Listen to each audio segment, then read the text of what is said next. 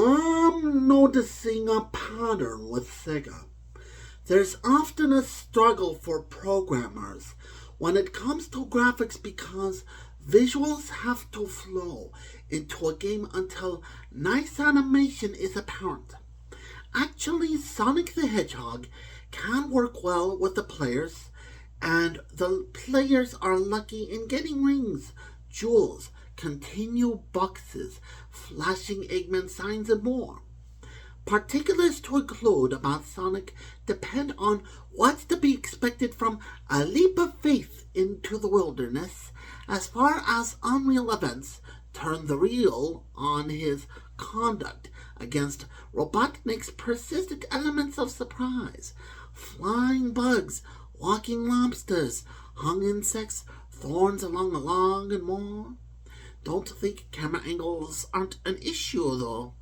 Even if it's in Toadie, there's camera angles that can make or break the game in similar fashion to an Atari 5200 game called Buck Rogers, Planet of Zoom by Sega. It would have been Sonic the Hedgehog for the Sega Genesis console that would have really gotten rid of slowdown for this first Sonic game. When I played this Sonic game on the Sega Master console, there's a very apparent struggle on the graphical. From time to time, I have to wait for the graphics to finish coming up. Yet, unlike the Atari 5200 game, the slowdown in Sonic the Hedgehog is more modest and doesn't kill the gameplay.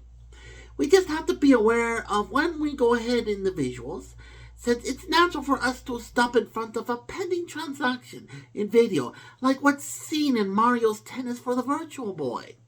I played Mario's Tennis on the Virtual Boy in Toys R Us during the Red console's launch. Once again, I seemed like the only person interested in the Virtual Boy. Mias themselves can give off video when light hits them.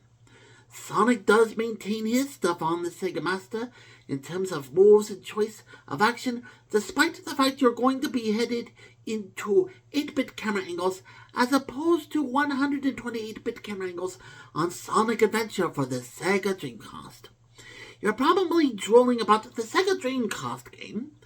Let's say that we have to battle with the camera from moments to end, where adventure seeks us for the judgment given on slopes and mountainsides and islands and other such things. Especially when you reach the third world, on Sonic's chosen island, there will be conflict between images we need to take care of for sport, much akin to arcade-style gathering of points, time slots, and readily hurried bonuses over various trampolines of effect into more rings on tallying lives and continue boxes within grasp of additional play.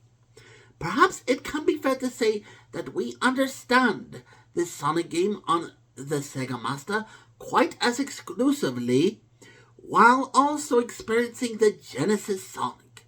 And so what I can say is that this is a port of the Blue Hedgehog classic from the Sega Genesis, which acts more like a parody than an exact, vividly 100% translation.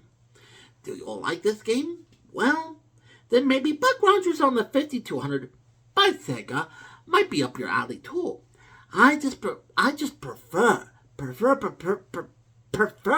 to play this Sonic game on the Sega Master. And you take care of that review for this game, and hopefully you learn something about the 1980s with this. Take care.